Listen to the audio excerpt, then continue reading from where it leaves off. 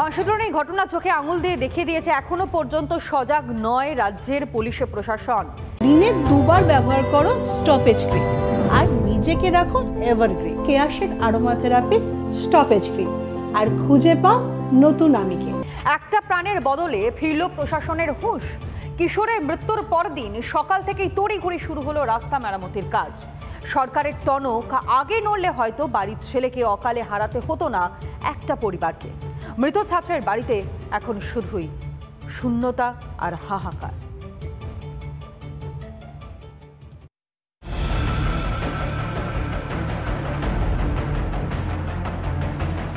খানাখন্দে ভরা বেহাল রাস্তার জেরে প্রাণ গিয়েছে বাঁশদ্রোণীর কিশোরের। বেপরোয়া পেলোডার পিষে দিয়েছে নবম শ্রেণীর ছাত্রকে। একটা প্রাণীর বিনিময়ে শেষ পর্যন্ত ঘুম ভাঙল প্রশাসনের। গতকালই বেহাল রাস্তার পরিস্থিতি তুলে ধরেছিল রিপাবলিক বাংলা। এখান থেকে এটা একটা রাস্তা, এখান দিয়ে অটো যায়, এখান দিয়ে বাইক যায়, এখান দিয়ে সাইকেল যায় এবং এখান দিয়ে পেলোডারও যাচ্ছে। আমার ভিডিও জার্নালিস্ট যেখানে দাঁড়িয়ে রয়েছে সেই জায়গাটা হচ্ছে একেবারে সমান রাস্তার লেভেলে, কিন্তু আমি যেখানে দাঁড়িয়ে রয়েছে সেটাও রাস্তারই আরো একটি অংশ। হঠাৎ গাছ হারা দিয়ে উঠে বৃহস্পতিবার সকাল থেকে শুরু হলো রাস্তা মেরামতির কাজ। প্রশাসনের কাছ থেকে কি স্বতঃস্ফূর্ত দায়িত্ব পালন আশা করাটাই বৃথা? কেন কোনো অঘটন বা মৃত্যু হলে তবেই দায়িত্বের কথা মনে পড়ে প্রশাসনের? সেই রাস্তার কাজ শুরু হয়েছে আজকে সকাল থেকে, এবং কিন্তু প্রশ্ন উঠছে এই কাজ কালকে অবধি কেন শুরু হলো না, বা কালকে অবধি এই কাজ কেন থমকে ছিল?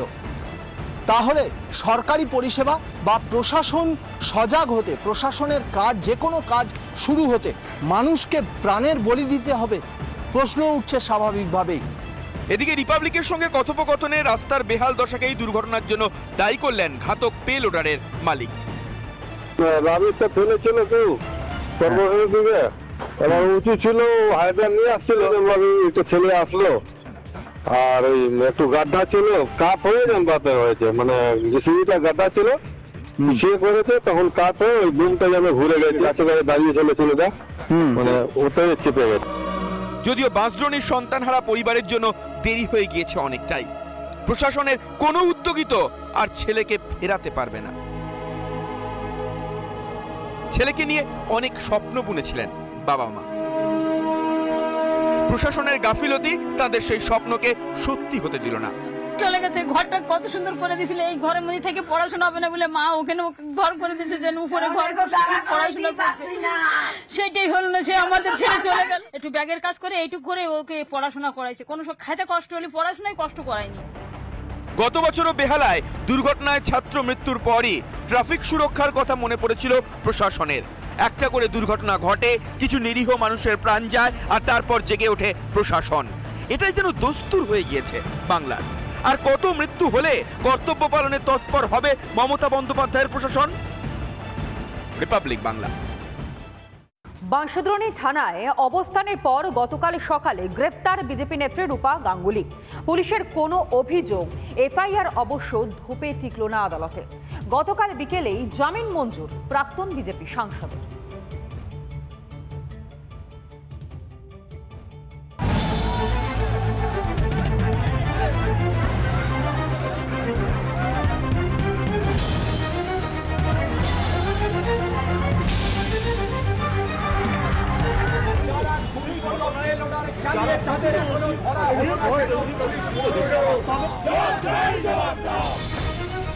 বাঁশদ্রোণীতে ছাত্র মৃত্যুর ঘটনায় পেলোডার চালক নাগালের বাইরে। বিক্ষোভকারী এলাকাবাসীকে কে বা কারা মারধর করে পুলিশকে কার্যত বাঁচালো তাও জানা যায়নি, যদিও এলাকায় তৃণমূল কর্মী বলেই পরিচিত তারা। পুলিশের অবশ্য সেসব নিয়ে মাথা ব্যথা নেই। বেছে বেছে বিজেপিকে গ্রেপ্তার করতেই বেশি মনোযোগ দেয় পুলিশ। এক মহিলা বিজেপি কর্মীকে গ্রেপ্তারও করা হয়। প্রতিবাদে রাতেই বাঁশদ্রোণী থানার সামনে অবস্থানে বসেন বিজেপি নেত্রী রূপা গাঙ্গুলি। সারা রাত অবস্থানের পর সকালেই বিজেপি নেত্রীকে গ্রেপ্তার করে লালবাজারে নিয়ে যায় পুলিশ। কি কারণে গ্রেপ্তার তা জানানো হয়নি বলে দাবি প্রাক্তন বিজেপি সাংসদের। দিদি, আপনাকে কেন গ্রেফতার করা হলো আপনি কি জানেন? না, আমি নিজেও ঠিক জানি না। হ্যাঁ, অনেক রকম ধারা দিয়েছে। আমি নাকি ওইসিকে মানে কর্তব্যরত অফিসারকে হেনস্থা টেনস্থা করেছি। আমি সেসব তো কিছু। হেনস্থা করেছে? আমি তো কিছু করিনি, আমি চুপ করে ইনফ্যাক্ট বাইরে একটা জায়গায় বসেছিলাম। পুলিশের কাজে বাধা দেওয়ায় গ্রেপ্তারি করা হয় রূপা গাঙ্গুলিকে। সাফাই কলকাতা পুলিশের সিপি মনোজ বার্মার।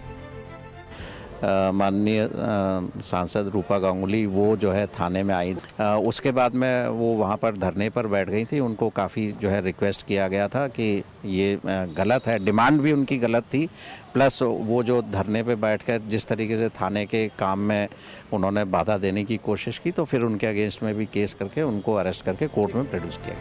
রূপা গাঙ্গুলিকে গাজুয়ারি করে গ্রেপ্তারের পর আদালতে অবশ্য পুলিশের কোনো যুক্তি ধোপে টেকেনি। মাত্র 1000 টাকার বন্ডে জামিন মঞ্জুর করলো আলিপুর আদালত।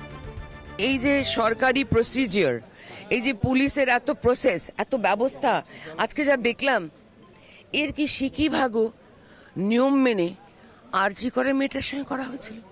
সবকিছু কত ঘন্টা পরে আমাদের সাথে যে প্রসেস দেখানো হলো, যে আপনি থানায় বসে আছেন তার জন্য আপনি অবস্থান করছেন। শহর হোক কি জেলা, বিরোধী দেখলে এই যেন হাত নিষ্পিস করে পুলিশ প্রশাসনের। অভয়াকাণ্ডের মতো ঘটনায় তথ্য প্রমাণ লোপাট করতে আসরে নেমে পড়ে পুলিশ, কিন্তু থানার সামনে শান্তিপূর্ণ ধর্নায় বসলে বিজেপির মহিলা নেত্রীকে গ্রেপ্তার হতে হয়। আর কত খেল দেখাবে মমতা বন্দ্যোপাধ্যায়ের পুলিশ? ভাস্কর বসুর রিপোর্ট, রিপাবলিক বাংলা।